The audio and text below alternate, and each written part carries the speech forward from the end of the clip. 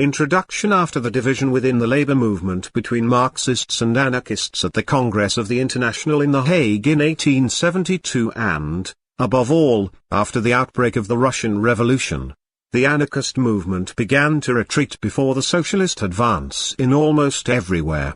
However, the same did not happen in the Iberian Peninsula where, both in Spain and Portugal, anarchism was always more numerous and stronger.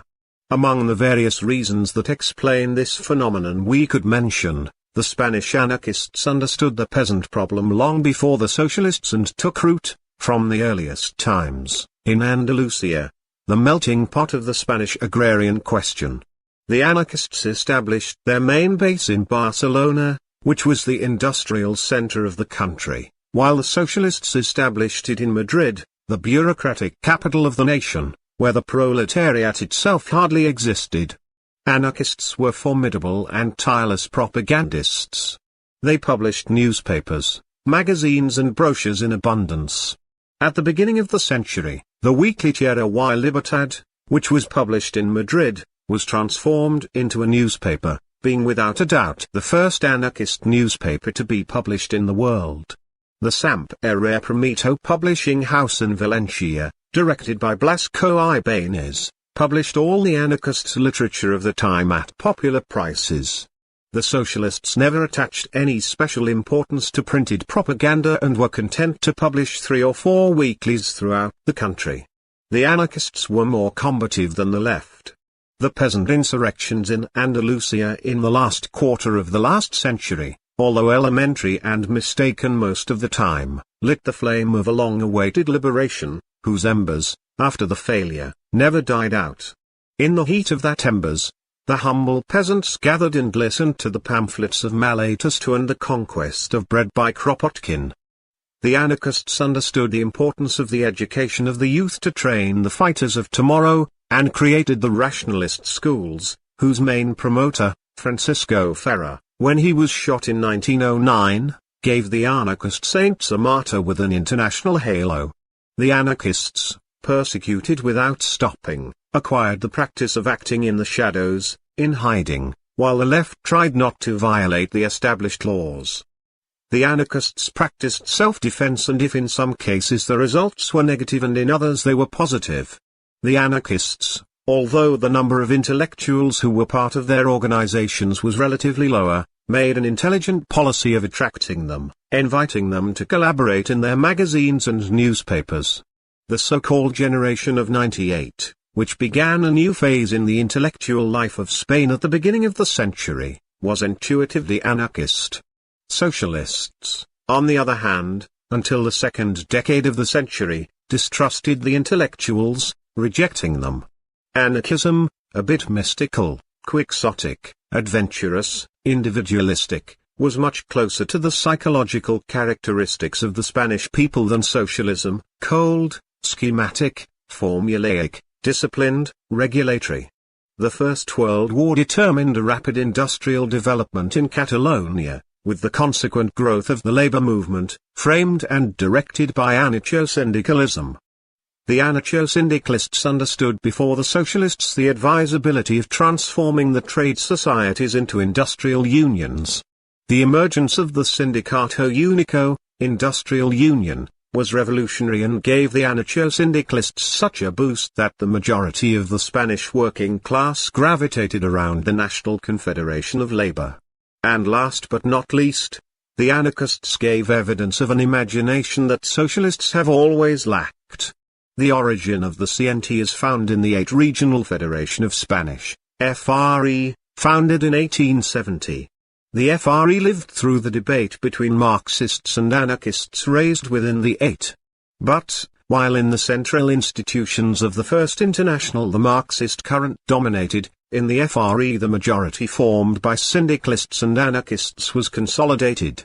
Finally the Madrid Marxist sector would be expelled from the FRE in 1872 and they constituted what they called the new Madrileñan Federation which, years later, would give rise to the Circus Theatre, Barcelona.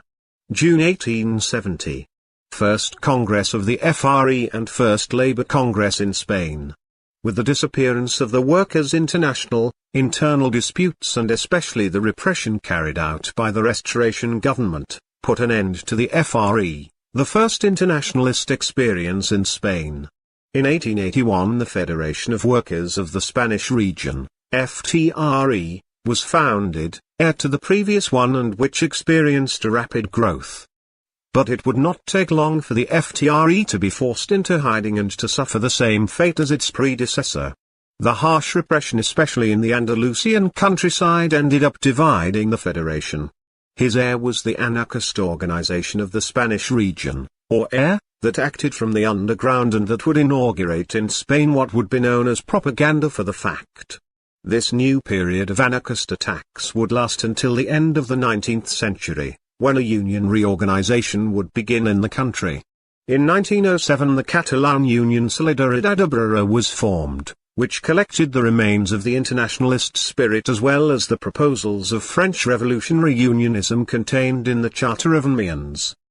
Both currents became one to end up becoming what would later be known as Anarcho-syndicalism.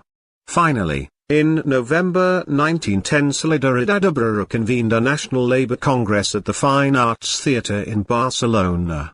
In this election, it was approved to transcend the Catalan regional sphere into a Spanish state sphere under the name of the National Labour Confederation, CNT. The objective was none other than to hasten the economic emancipation of the working class through the revolutionary expropriation of the bourgeoisie. The CNT started out small, with around 30,000 members through various unions and other confederations. Its growth was rapid, although it was constantly marked by long periods of secrecy that weakened the organization. In 1911, on the occasion of its first congress, a general strike was called, which caused the union to be outlawed until 1914.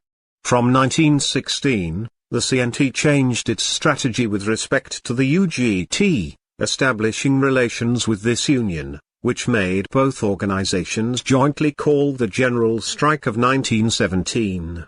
But the performance of the UGT during its development showed for a good part of the libertarians that the UGTista leadership, although interested in social pressure to achieve its objectives, would never exceed the parliamentary limits that channeled the workers along paths acceptable to the bourgeoisie.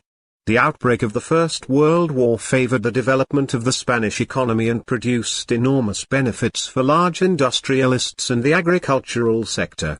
During this period, employers readily agreed to workers' demands for better wages.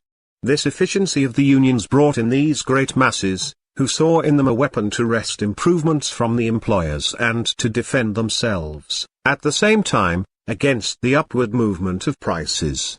The CNT had 15,000 members in 1915, and by the end of 1919 it had numbered 714,000.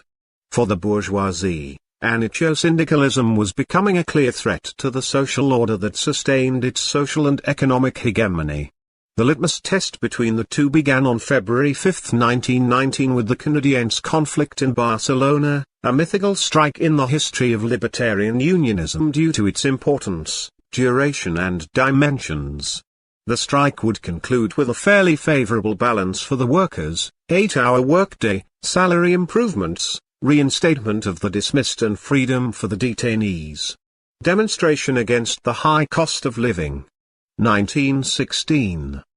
At that time, panic began to spread among the bosses, which gave rise to the gunfighting that led to a rise in violence, especially in the streets of Barcelona. The social class struggle had become the great problem for the ruling classes of the country. This spiral of violence and gunmen, initiated by the bosses and to which the CNT responded, would last until the end of 1923 with the coup by Primo de Rivera and would mean the union's return to hiding. After the fall of the dictator in 1930, the CNT returned to legality and the unions and local and regional structures were reorganized with enormous force throughout the Spanish geography. Contrary to the predictions of Primo de Rivera, Anarcho-syndicalism had survived his mandate, as it already happened in the last century, when the death of the Spanish International was officially certified. On April 14, 1931, the Second Republic was proclaimed in Spain.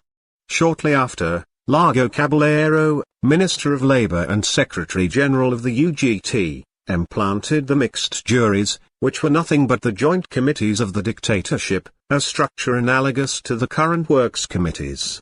Largo Caballero's labour laws placed the CNT at a clear disadvantage compared to the UGT, since this decree outlawed the Confederation, the majority sector of the organised Spanish proletariat, for going against its most basic principles. Any difference between workers and employers had to be previously arbitrated and, on the other hand, that provision, clearly directed against anarcho-syndicalism, tended to suppress the right to strike. The working masses quickly understood that the new regime would not succeed in fulfilling their reasonable aspirations. Since 1931 a revolutionary atmosphere spread in the unions that the moderate militancy, led by the reformist Angel Pestana, tried to stop with the publication in August 1931 of their Manifesto of the 30. The political parties received the manifesto with satisfaction. They had always tended to bridle the Confederacy, to always make it enter through the channels that suited political interests, and if this failed, then the policy of extermination was put into operation. The Catalan politicians, above all, judged the occasion favourable and had an influence to explode a budding schism. The reformers, that is to say, the 30s, began to be displaced from all their organic responsibilities. The Sabadell unions, with more than 20,000 members and supporters of Trintismo, were expelled from the Confederation. This fact led to the split that originated the so-called opposition trade unions. The larvae reformist process of Pestana, already outside the CNT, revealed all its importance in the final climax, with the creation at the end of 1932 of the Syndicalist Party, which, on the other hand, aspiring to become the driving force and inspiration for the union's workers, would confirm the thesis of his opponents. The reformers made the Syndicalist Party marked a formal break with anarchism and its evolution towards a political unionism inspired by English labour. Already around this time, coinciding with the fall of the 30s, the Confederal Defense Cadres were created, with the idea of endowing anarcho-syndicalism with a paramilitary apparatus with which, in its day, to be able to defeat the armed forces victoriously. The defense cadres, organized territorially in highly delimited areas with respect to other groups, made up of 6 members, with very precise informational, espionage and investigation tasks, were the CNT's primary clandestine armed organization. The CNT, exasperated by the monopolizing policy of the socialists in the Ministry of Labour, began an insurrectionary phase to fight a republican regime that had proposed to neutralize anarcho-syndicalism. It was then that the so-called revolutionary gymnastics began to be spoken of. Strikes, riots, and assaults that culminated in the proclamation of libertarian communism, anarchism, occurred in various parts of the country over the coming years. Special mention should be made of the events of Casas Viajes in 1933. The massacre carried out by the Civil Guard, mandated by the Republican government, was lavish in consequences. Once the events were known in the rest of the country, there was a great journalistic and parliamentary scandal, which ended up causing the fall of Manuel Azano as president of the Council of Ministers, as well as the discredit of the Republican government by the popular classes. Moment in which they count those executed in Casas Viajes. Thus the first experience of government by Spanish socialism would be settled, which had tenaciously pursued it through long and tedious years of parliamentary history. The crisis of the socialist government led to the calling of new general elections for November 1933 that gave a wide victory to the right. Anarcho-syndicalism attended with attention to the evolution of socialism, which had been thrown from power and was indulging in bitter lamentations. Evicted, the socialists now thought of the revolution. But the CNT did not forget its management in the government. In this context, the October 1934 revolution took place, which mainly took place in Asturias and a little in Catalonia, where the CNT actively participated. In the rest of Spain there were only sporadic strikes and violence. The repression was at the height of the greatest repressions of all times. The mining companies laid off the workers en masse and only admitted them after prior purging. There were many executions and more than 20,000 people went to jails.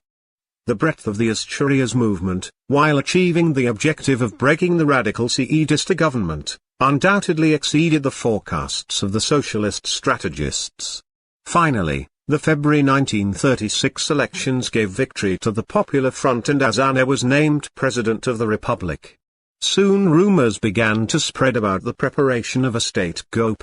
Meanwhile, strikes and land occupations by peasants increased, to which the government responded by sending its forces to suppress them. Also in large cities numerous strikes broke out from May to June. Especially important was the construction strike in Madrid in June, to which 100,000 workers would end up joining. The momentum gained by the CNT in Madrid was, at the time, impressive. The growth of the Confederation was at the expense of the Eugeitist unions. July 17, 1936, the Northern Moroccan army and various peninsular garrisons staged a coup. Political power, powerless, fearful, atomized, was picked up by the people on the same street. On July 19, the uprising would reach Barcelona, where in 33 hours the working class would put down the fascist uprising. The victory was widely celebrated in the city of Barcelona.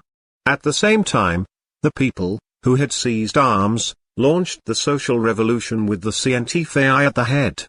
Armed groups moved throughout the region and Tarragona, Girona and Lleida followed the fate of Barcelona. The CNT and the FAI remained absolute masters of the life of Catalonia, thus beginning what would go down in history as the Spanish Social Revolution. However, having rejected the proposal of Garcia Oliver and the Comarcal Delberjo Llobregat to go for everything, the Central Committee of Anti-Fascist Militias was created, made up of all the left forces of Catalonia, and which went on to become a body parallel to a phantom government of the Generalitat. In any case, although it had not been approved to go for the whole, the fact is that the Catalan working class, impatient, launched itself into the collectivization of the land and the means of production. July 19, 1936. The people in arms. 48 hours after the uprising, the country was divided into two zones. In general, the agrarian provinces, Galicia, Castilla, Leon, Aragon, Navarra and Andalusia, remained in the power of the national supporters of the Franco regime, while Catalonia, Levante, Asturias, the Basque country and Madrid under the dominion of the Republic were those who fought against Franco were. In Catalonia, on July 24, the Durruti column, made up of some 2,500 militiamen, left Barcelona and headed for Zaragoza, with the aim of liberating the city from the fascist yoke and thus extending the social revolution. But the degree of militarization of the popular militias produced great discontent among the volunteer militiamen. After long and bitter discussions, part of the militiamen left the fronts. In February 1937 an assembly of confederal columns was held to deal with the question of militarization. The threats not to supply arms, food, or soldiers to the columns that did not accept militarization, added to the conviction that the militiamen would be integrated into other units, already militarized, had an effect.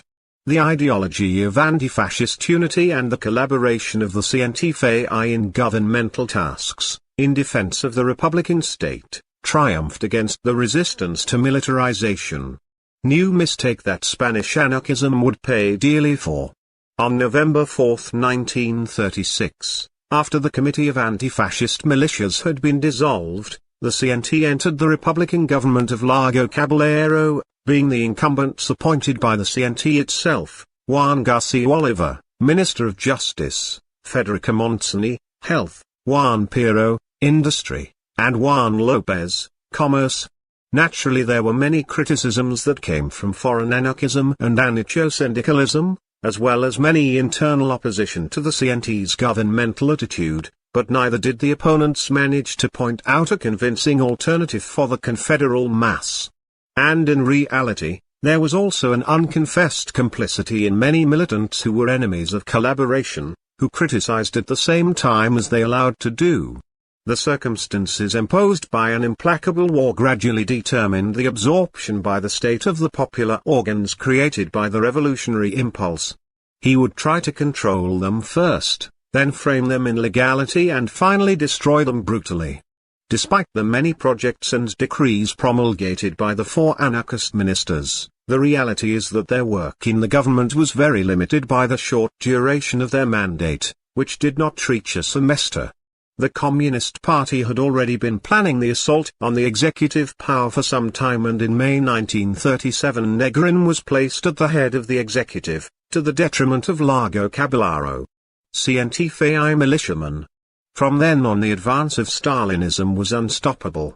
Already the conflictive situation between the tendencies that proposed the revolution by the base, the anarchists and the CNT, and the conquest of political power by the top, the communists, the PCE and the SUC, culminated on May 2 with the surprise attack in Barcelona by 200 units of the assault forces commanded by the communist leaderships on the Telefonica building, an entity that was seized by the CNT. Thus began a confrontation in the streets of the city between the CNT-FAI and the PUM, on the one hand, and the SUC and the UGT on the other.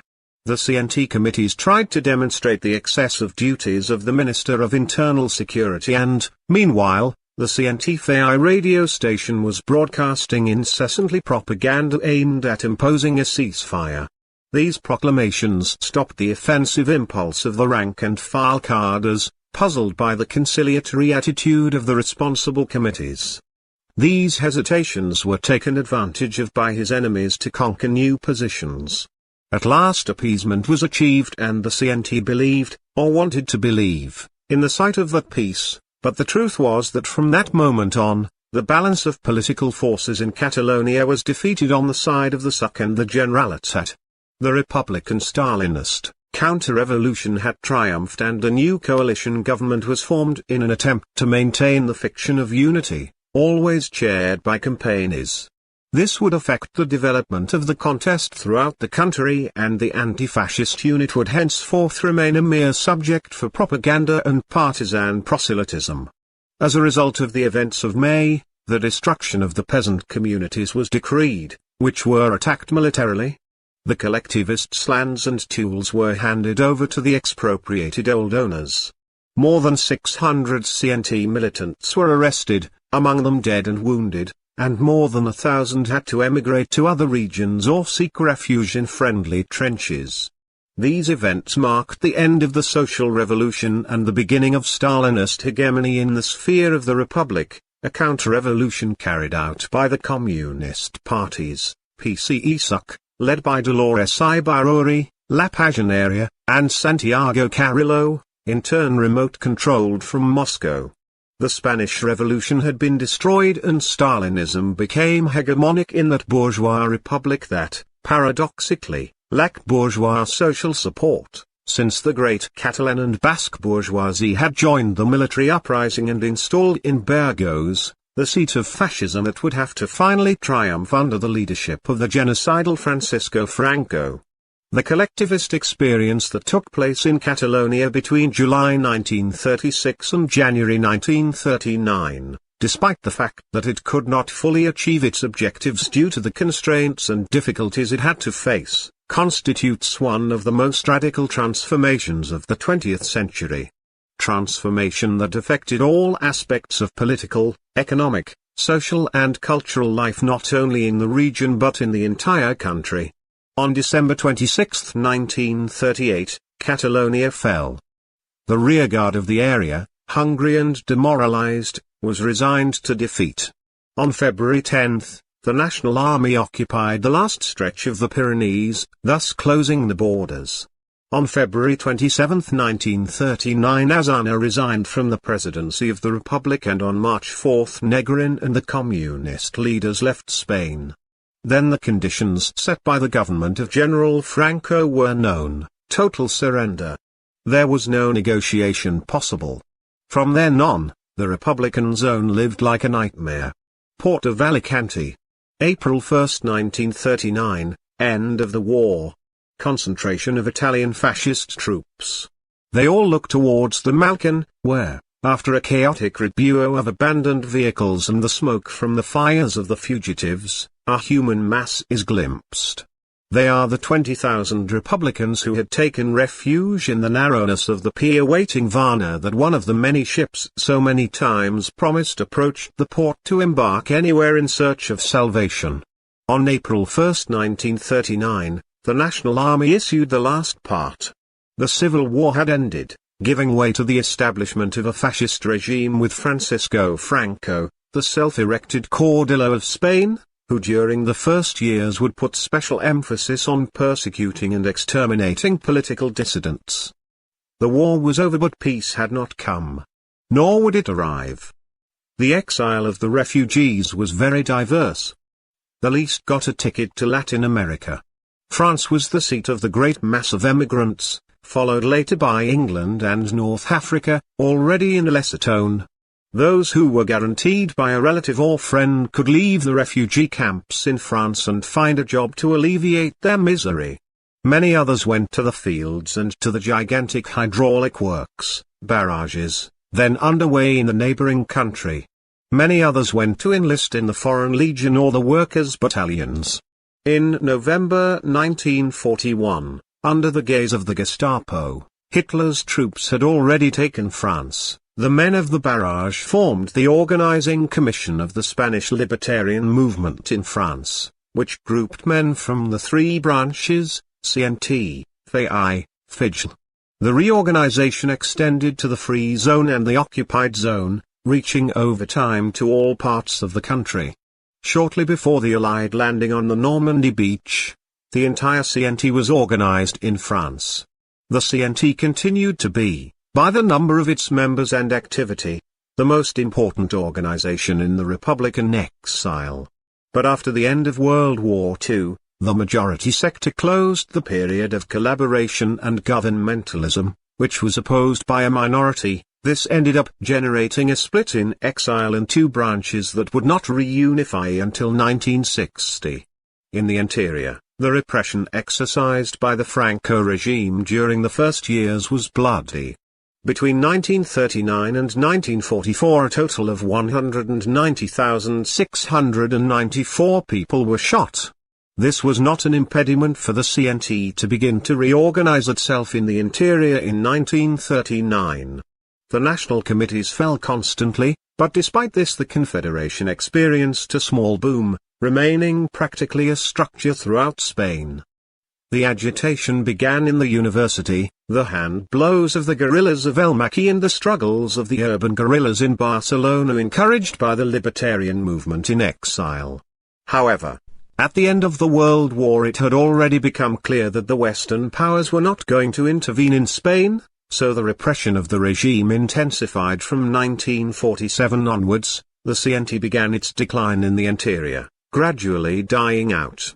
In 1961 a secret body was created, from exile, known as Internal Defense, DI, with the aim of boosting the armed and conspiratorial action against Francoism and whose main objective was the elimination of General Franco. DI was made up of 4 known exiled militants in Europe, 2 in America and 1 in Africa, by the CNT in Europe, Acracio Ruiz and Cipriano Mera, for the FAI and representing the libertarian exile in America and Europe respectively, Juan Garcia Oliver and German Lescles, for the FIGL, Octavio Alberola, and representing the CNT in Africa, Juan Gimeno. Soon the first actions were carried out. In June 1961 explosive devices exploded in Madrid, to later carry out similar acts in Valencia and Barcelona and culminate in August with explosions in the Val de los Caídos and in San Sebastian, near Franco's summer residence. However, the pressure of the French authorities and the collaboration of the police of both countries were making DI's action difficult, which would eventually disappear. Still, the decade from 1955 to 1965 was actually a dark time for Spanish Anarcho-syndicalism and not a few predicted, once again, its extinction. But with the gradual fall of the regime, the CNT began its reconstruction. In the summer of 1975, the sense of collapse of the regime was omnipresent. Finally, the dictator would die in Madrid on November 20, 1975. After his death, the succession mechanisms worked as the dictator had left tied and well-tied, and Juan Carlos de Borbón was invested as king on November 22 of the same year, being accepted with skepticism both by supporters of the regime and by the democratic opposition. Thus began the process known as the Spanish Transition and its, not so mentioned, dirty war.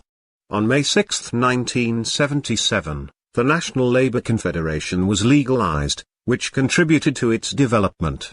The CNT, the last trade union organization to be legalized, confirmed at this stage its revolutionary classicism. It rejected contacts or compromises with the state or with the businessman at the top.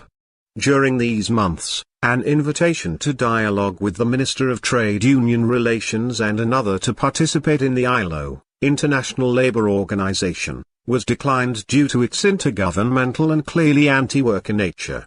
In a short time the failure of the break with the Franco regime and the domestication of the unions became evident. Thus, the feeling of betrayal and defeat grew among the most combative militants of the working class, especially among those affiliated with the communist parties who, irritated and disappointed, ended up in the unions of the CNT, which maintained radical and anti-political discourse in that they recognized themselves. In a very few months, the CNT unions grew in number and membership, but, in return, they were reinforced by members outside of Anarcho-syndicalism. In any case, the CNT was already a fully consolidated union, which could be seen at the meetings in San Sebastián de los Reyes or in Montjuic, which brought together more than 200,000 people. CNT meeting in Montjuic, Barcelona, July 2, 1977. Everything seemed to point to a great rebirth of the CNT, not only as a trade union organization, but also as an agglutination of an important libertarian movement that connected with a broad oppositional social movement. The CNT seemed to revive, taking its toll on almost 40 years of dictatorship and lack of freedom, spearheading the yearning for freedom and the desires for radical and in-depth changes of broad sectors of the Spanish population. In the midst of strong social conflict, the signing of the Moncloa Pacts took place in October 1977. These agreements were signed between the government of Spain, chaired by Adolfo Sayers, and the main political parties with parliamentary representation in the Congress of Deputies. The pacts supposed the definitive imposition of the political reform on the rupture with the Franco regime. If the future constitution was of great importance in terms of establishing the basic rules of the political game, the social pact would also have a transcendental importance, since it would be what would allow to rebuild social peace and discipline in the Spanish world of work.